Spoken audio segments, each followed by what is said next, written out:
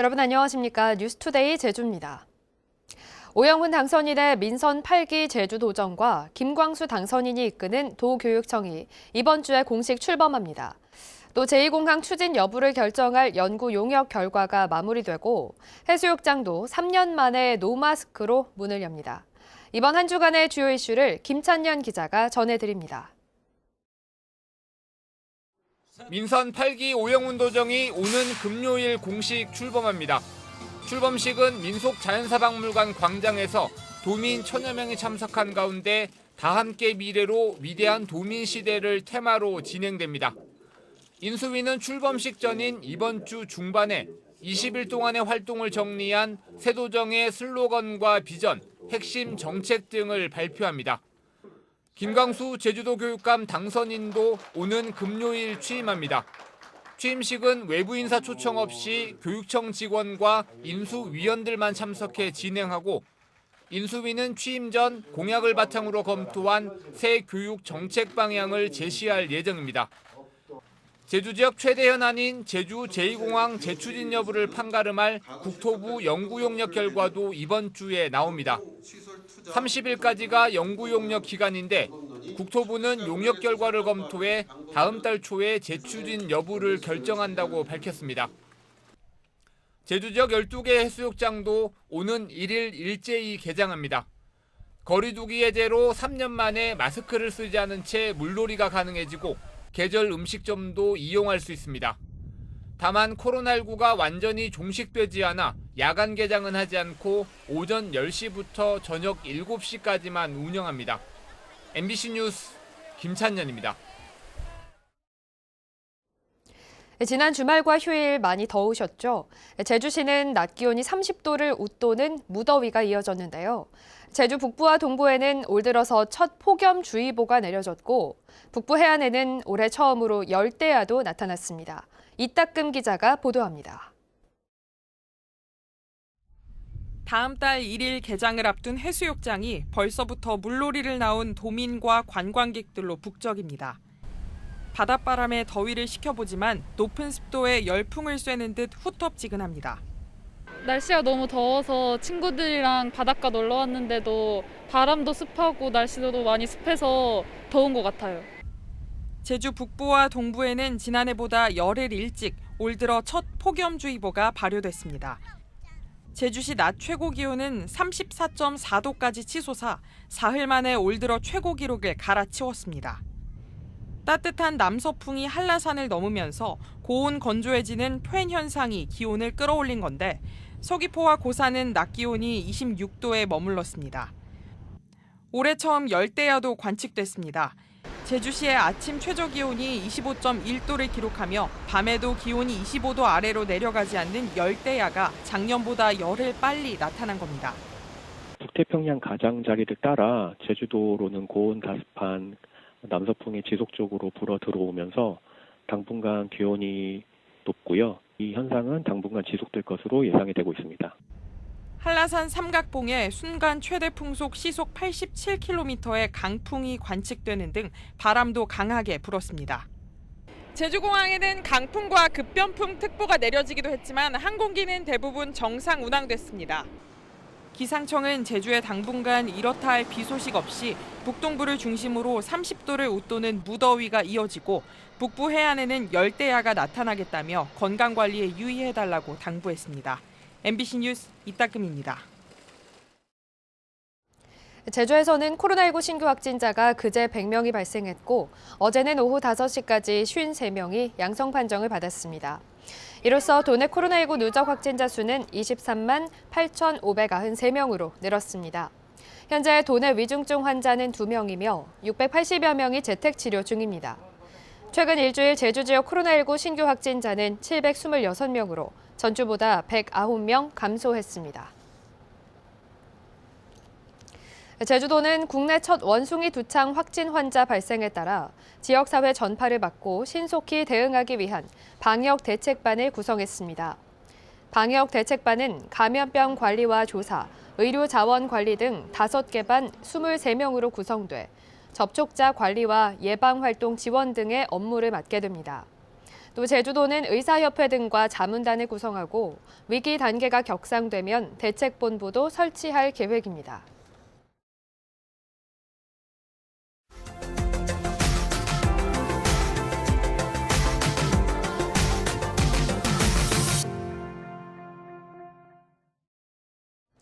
보이스피싱 피해를 지금까지 무려 50건이나 막은 은행 청원경찰과 로비 매니저가 있습니다. 이 정도면 달인의 경지라고 할 만한데요. 은행에 와서 이상한 행동을 보이는 고객이 있으면 먼저 가서 말을 건다고 합니다. 부산 MBC 배범호 기자가 만나봤습니다. 고객들로 붐비는 은행 영업소의 오후 시간, 누군가 큰 목소리로 피싱 사기에 대해 주의를 환기시킵니다. 6차 재난지원금 지금 그 문자는 보이스피싱에 관한 문자입니다. 혹시 전화를 거셨거나 사이트에 연락하셨으면 은행 방문 부탁드리겠습니다. 올해로 13년차 청원경찰 로비 매니저 박주연 씨입니다. 박 매니저는 지금까지 현장에서 크고 작은 피싱 사기 50건을 막았습니다. 그 비결은 관심입니다. 피해자들은 보통 초조해하면서 휴대전화를 계속 들여다보거나 거액을 현금으로 인출하는 등 평소와 다른 행동을 보입니다. 예, 문자를 자주 보시거나 아니면 전화를 계속 하시면서 갑자기 뜬금없이 해외 송금을 하신다든가 아니면 대출이 왜 안 되냐고 보통 갈급하게 화를 내시거든요. 이런 고객을 보면 그냥 지나치지 않고 도울 것이 없냐고 먼저 말을 겁니다.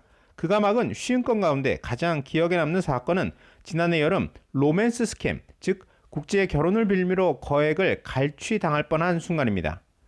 그래서 근데 한 번 3천만 원을 보내셨기 때문에 2차 피해를 제가 막은 사례였거든요. 1차 때 좀 더 신중히 더 가까이 가고 친밀하게 했으면 1차 때도 막지 않았는가는 좀 미안한 마음도 있었고.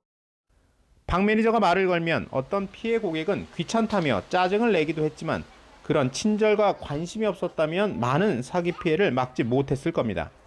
너무 친절하세요.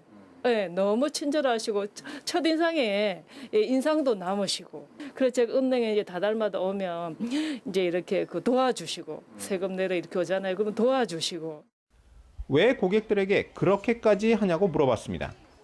일단 사명감이라고 했는데 부산은행 로비 매니저가 제1선인데 제가 등한시에 해가지고 들어가게 되면 사고 피해는 더 커진다고 생각을 가지고 있습니다.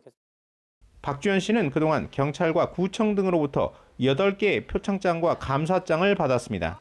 그의 마지막 당부는 국가나 금융기관이 거액의 현금을 요구하면 그건 사기라는 점을 꼭 기억하라는 겁니다. MBC 뉴스 배모입니다. 야금이라는 말 들어보셨나요? 불로 쇠를 다루는 행위를 일컫는데요. 선인들이 갈고 닦아낸 야금 기술은 한때 자연의 숭배와 왕의 권위를 위해 쓰였고 종교에서는 궁극의 꽃을 피운 뒤 현대예술의 소재로도 활용되고 있습니다. 이러한 야금에 깃든 예술성을 조명하는 특별 전시가 국립청주박물관에서 열리고 있는데요. 개관 이래 처음으로 국보와 보물 7점이 한자리에 모였습니다. MBC 충북 이채연 기자입니다. 짙은 어둠 속에서 은은히 빛나는 고려시대 국보 향원의 유려한 기형. 표면을 얇게 파낸 뒤 은을 입힌 선들을 따라가니 용이 화려한 자태를 뽐내고 물가 위로 연꽃과 수초가 피어납니다. 국보 향합과 함께 리움미술관 소장작으로 세밀한 은입사 기법이 돋보이는 야금 예술의 걸작으로 평가받고 있습니다. 당시에 이러한 은입사 기술 자체도 굉장히 고급스러운 기술이거니와 이런 용이나 봉황, 꽃, 구름 같은 다양한 문양들이 이렇게 새겨져 있는데요. 어떤 당시 어떤 신앙과 그런 기술의 정수가 녹아 있는 작품이라고 볼 수가 있습니다. 광석 채굴부터 재련, 가공 등 불로 쇠를 다루는 야금의 정수는 시대 곳곳에 녹아 있습니다. 금 알갱이를 촘촘히 이어붙인 누금세공 기법으로 유명한 금 귀걸이와 봉황, 사슴뿔 장식에 옥을 매단 금관, 살아생전 누렸던 영화를 죽음 뒤에도 누리고자 했던 왕의 권위와 권력이 고스란히 느껴집니다.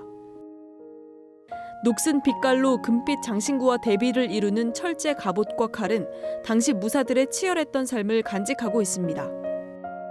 금속의 다양한 재질이 돋보이게끔 연출에도 신경을 썼습니다.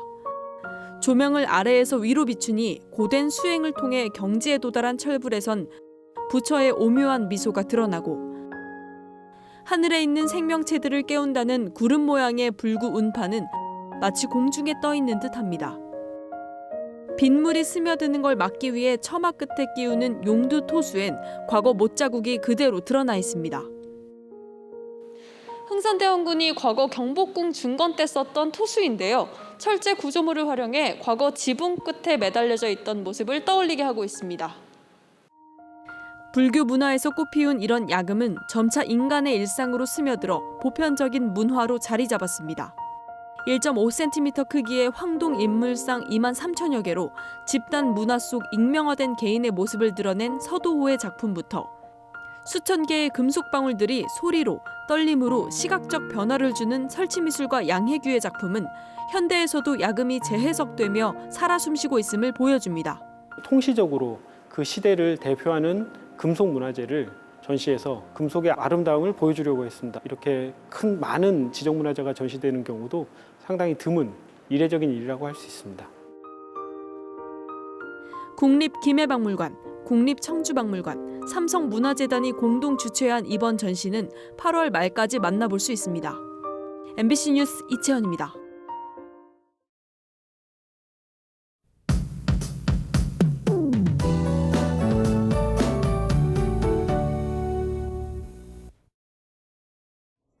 꿉꿉한 더위에 밤잠 못 이루신 분들 많으실 것 같습니다.